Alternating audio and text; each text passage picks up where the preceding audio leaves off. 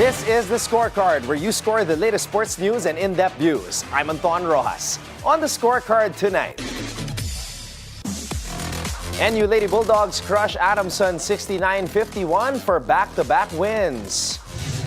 Perpetual stuns defending champion Mapua 75-65 to stay unbeaten in NCAA Season 101. Imports Fil-foreign stars cleared to play after ITC row in the PVL. Junior Golf Foundation of the Philippines Inter-School Golf Tournament tees off with top talent from across the country. In Major League Baseball, Yankees make history. Seattle one win away from American League Championship Series. And joining us right here at the BNC studio, one of the most decorated volleyball players in the country, El Capitana herself, Jia De Guzman. All the headlines and more on the Scorecard tonight, the 8th of October. Now, here's your roundup. The reigning queens of UAP women's basketball are back on track. National University dominated Adamson 69-51 for their second straight win in Season 88 action at the Mall of Asia Arena in Pasay City. The Lady Bulldogs came out firing, unleashing a first-half barrage capped by Carl and Pingols and one play that stretched their lead to 46-23. Christine Cayabyab and Marga Villanueva added 13 and 11 points, respectively, as NU's depth proved too much. Adamson tried to rally late, but the defending champs kept control. Pingol shined with 17 points, 11 rebounds, 7 assists, 4 steals, and 2 blocks as NU improved to 3-1 while Adamson dropped to 1-3. The Altas are on fire. The University of Perpetual Health System Dalta pulled off a statement win, taking down defending champion Mapua 75-65 for their third straight victory in the NCAA Season 101 men's basketball tournament at the Fil-foreign Center in San Juan City. JP Boral was locked in, dropping 15 points to lead the charge, while Patrick Sleet delivered a monster all-around game with 12 points, 10 rebounds, 5 assists, and 3 steals. L.A. Casinillo chipped in 13 points and Mark Gojo Cruz stepped up with 15 as the Altas turned up the heat in the second half of a thriller that saw 7 deadlocks and 11 lead changes. Perpetual's defense was the difference, clamping down on reigning MVP Clint Escamis and holding him to just 6 points in 27 minutes. The Altas are now 3-0, their best start in years, while Mapua drops to 2-1.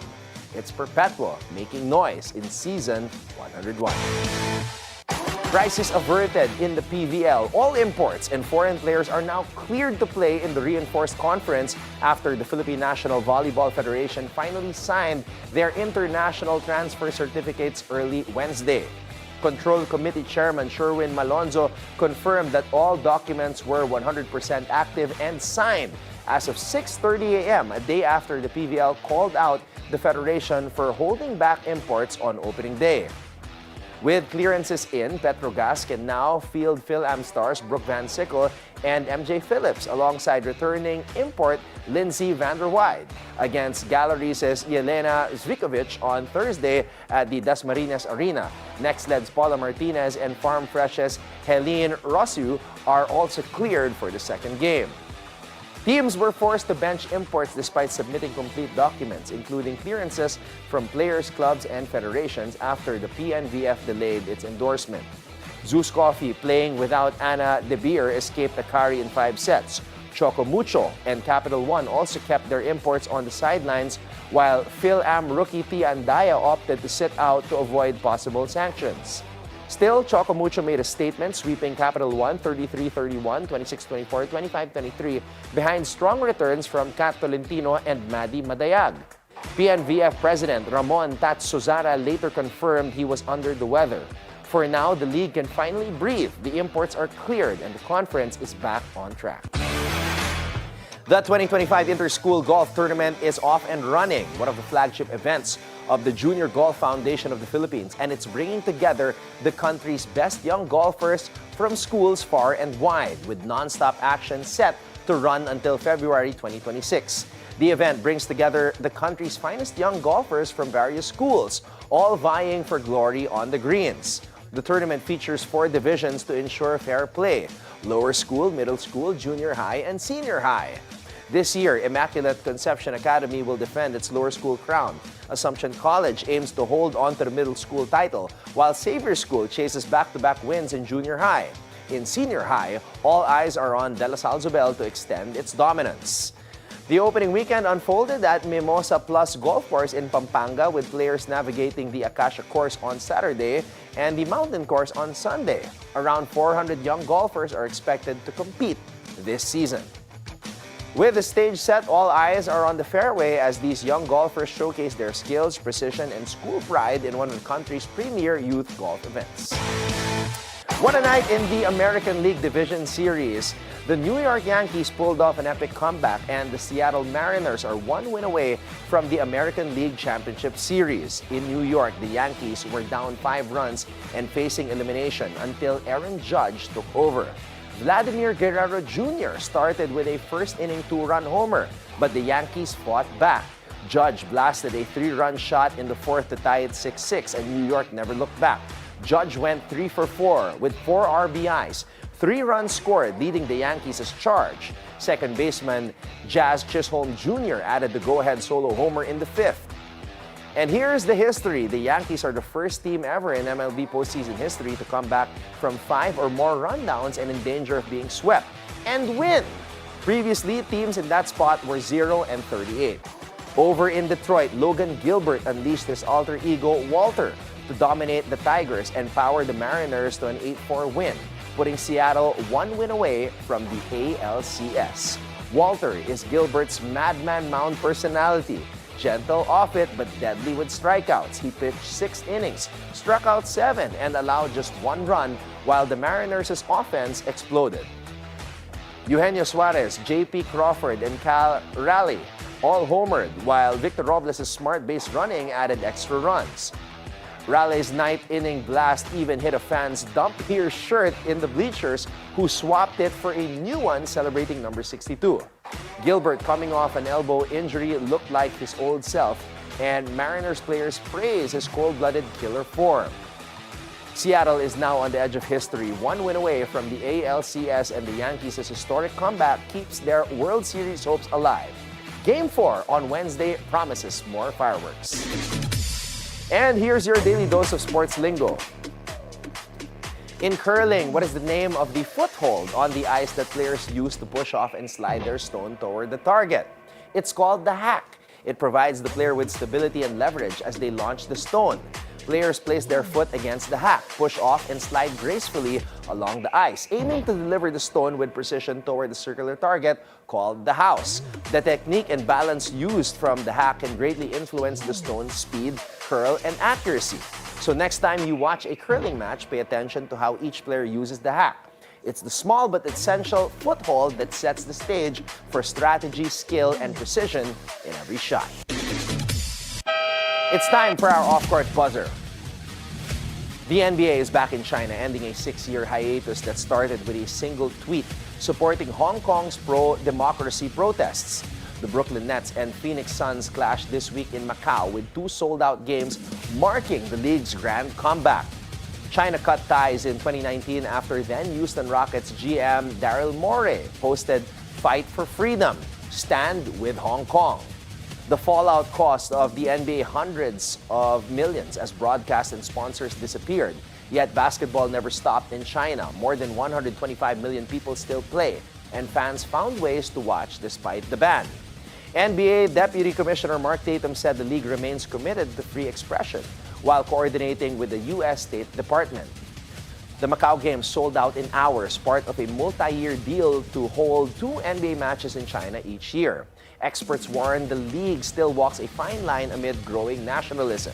But fans see this as a reunion and not a risk. The lights are back on, the energy is high, and the NBA's return to China is nothing short of historic. And that's our roundup for tonight, the 8th of October. Up next, joining us here at the BNC studio, one of the most decorated volleyball players in the country, the captain of Alas Pilipinas, the G-Amazing Jia De Guzman. When we return right here on The Scorecard.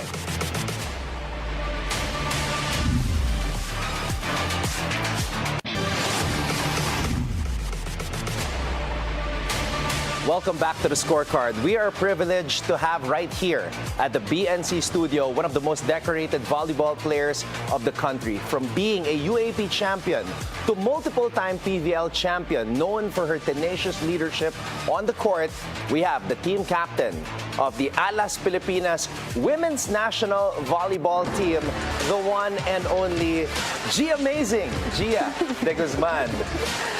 It's been a while since I've said that. Ang sarap pala sabihin ulit yon. The Jia De Guzman. Jia, thank you so much and Thanks welcome. for having me, Anton. I was about to Bilyonaryo. say, it's been a while since I heard you say Jia.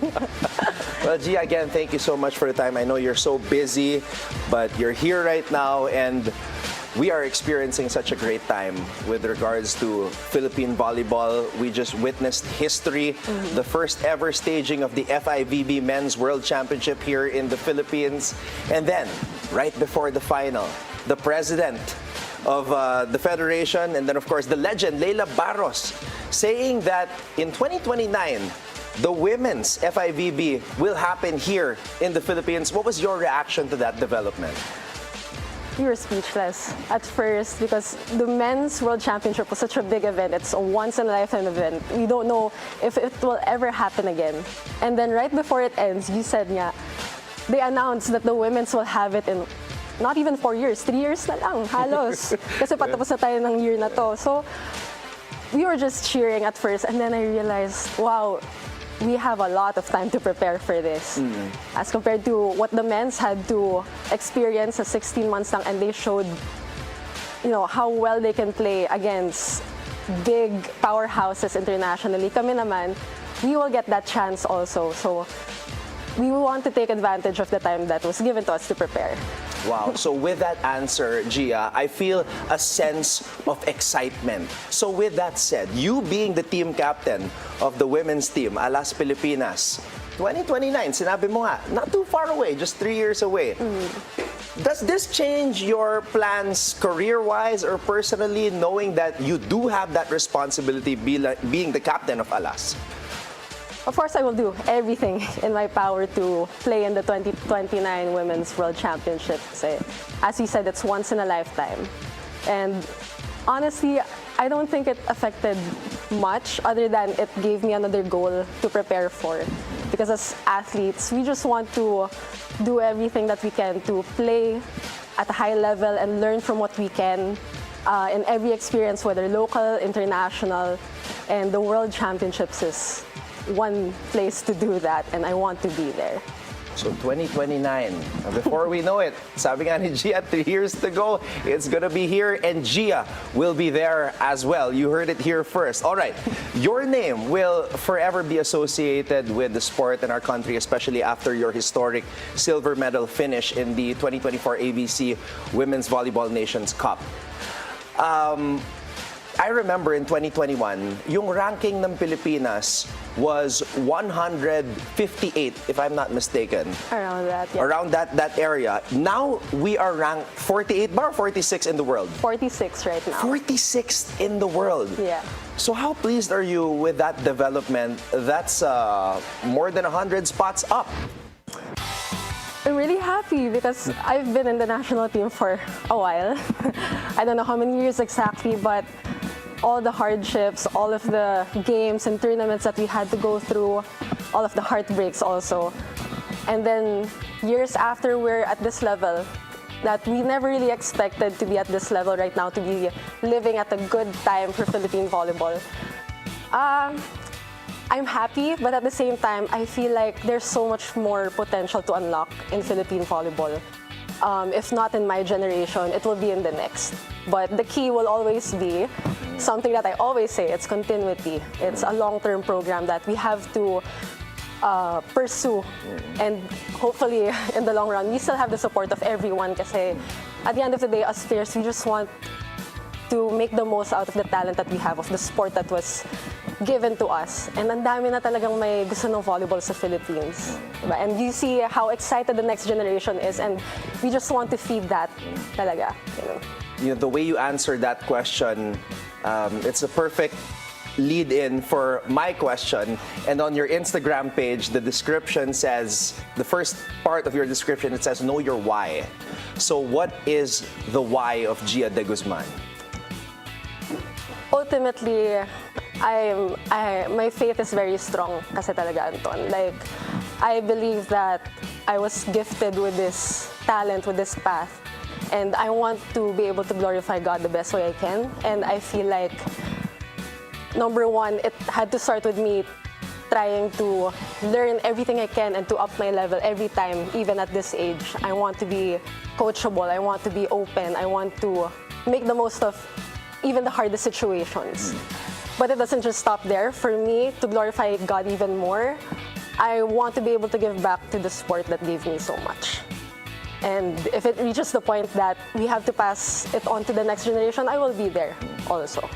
So yun talaga, I just really want to give back to the sport. I want to empower the next generation also to pursue whatever dreams they have. Kasi volleyball is so beautiful talaga. That's so great to hear, but it's also great to know that you yourself were also given the opportunity to pursue your own personal dreams and your own personal goals in the sport of volleyball. And I feel like you were successful in your trip to Japan when you took that leap of faith to play there with the Denso Eribis, winning the 2023-24 Japan V-League Division I Women V-Cup. When you won that championship, did that sort of like complete your experience there as an import? It was a milestone, but for me, it never ends in one win, in one championship, in one milestone. There's always something more after that. But at the same time, I just like keeping my doors open for what or where God will bring me.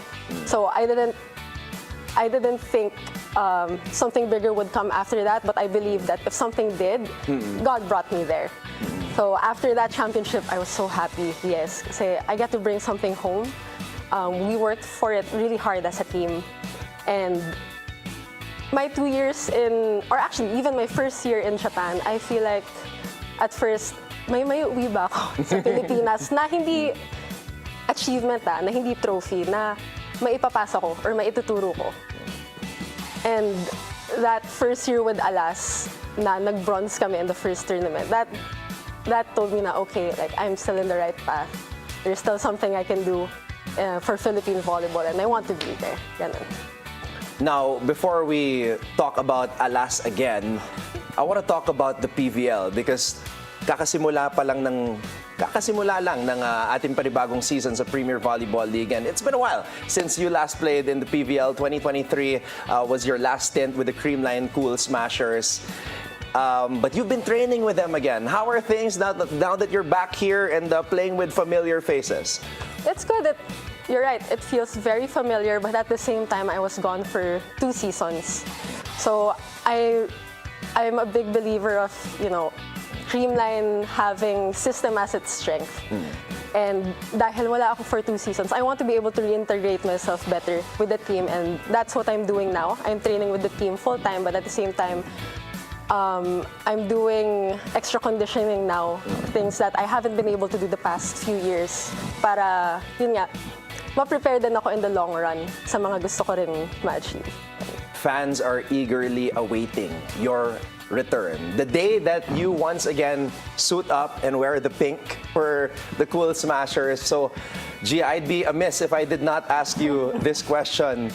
When will you suit up once again for the Creamline Cool Smashers? It will be next year in the next conference, the All-Filipino Conference. And that's part of my timeline talaga.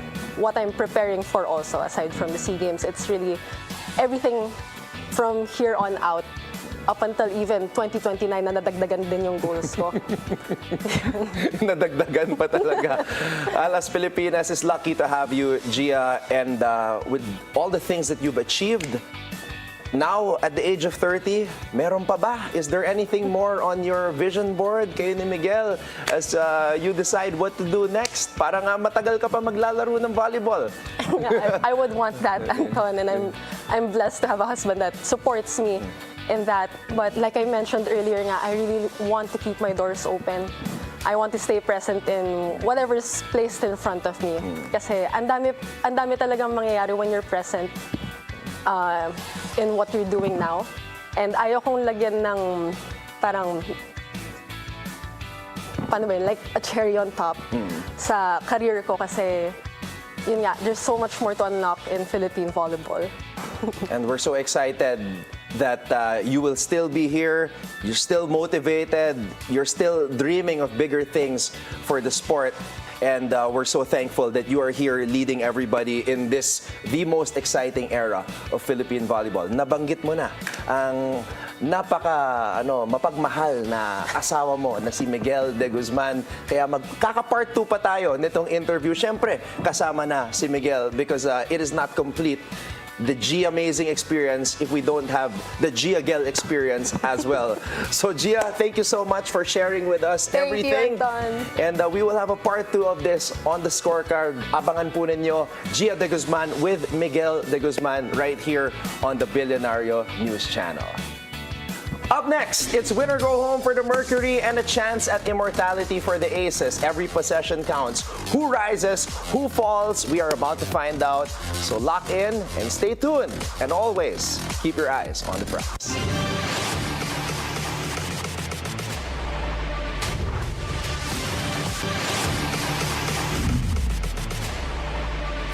Welcome back to the scorecard. It's time to keep your eyes on the prize.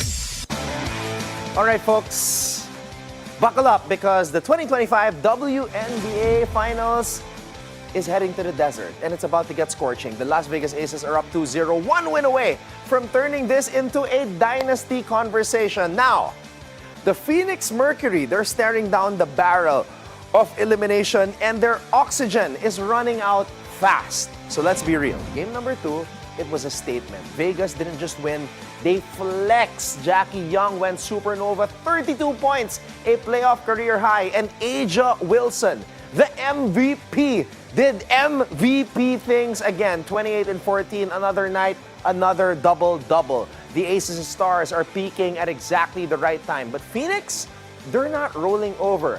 Kalea Copper and Satu Sabali have been absolute warriors. 23 and 22 in Game 2, but they need help. Alyssa Thomas is fighting through foul trouble, and the Mercury defense has struggled to contain Las Vegas once those high screens start cooking. You can see it. Wilson gets a mismatch. Gray finds her in rhythm. It's unstoppable. Now, here's the bigger story, though. Aja Wilson is chasing history. 4 MVPs, 2 rings already, and she's now 1 win away from joining the Mount Rushmore conversation. Swoops, Leslie, Jackson, and now Aja Wilson. And the crazy thing is, she's just 29 years old. Now, the Mercury, they've been here before. Copper said it best. We've been counted out all year. So why stop now? They've got the home crowd, they've got pride, and they've got one mission. Extend the series. They will come out swinging, so expect Thomas to go full-on facilitator mode, Satu Sabali to crash the glass, and maybe, just maybe, Dewana Bonner to turn back the clock. But let's talk about Becky Hammond's Aces. You can feel the confidence. Even when Phoenix landed early punches in Game 2, Hammond never blinked. This team just absorbs the run, then hits back twice as hard. Chelsea Gray quietly notched another points, assist, double-double. Her second straight in the finals. That's leadership. That's championship DNA. And if the Aces win tomorrow, that's 3-0 in a best of 7. And let's be honest, nobody's coming back from that against this version of Las Vegas. This isn't just dominance, it's a cultural moment. Packed arenas, sellouts for nearly 50 straight home games, and a team redefining what the WNBA looks like at its peak. So the question tonight, can the Mercury find one spark to stop the sweep? Or will Aja Wilson close the door and cement one of the greatest 3-year runs in league history? The desert's heating up, and so is the series. The Aces are 2 wins away from immortality. But the Mercury, they're not ready to fade away just yet. It's Game 3 of the WNBA Finals, and everything is on the line.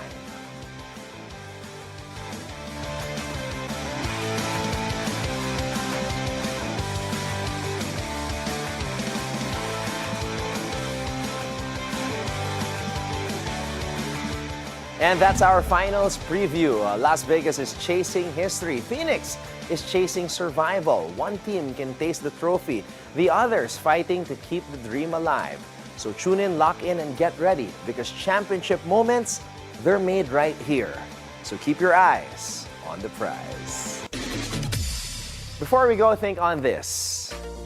From an NBA champion, a former Rising Stars Challenge MVP known for his scoring and rebounding prowess, Kyle Kuzma, once said, "Just work hard and just block out all the noise and just believe in yourself." And with that, thank you for joining us tonight. We'll see you again tomorrow on The Scorecard, where sports is our business and business is our sport on the Bilyonaryo News Channel. This is Anton Roxas. Have a blessed evening, everybody. Good night.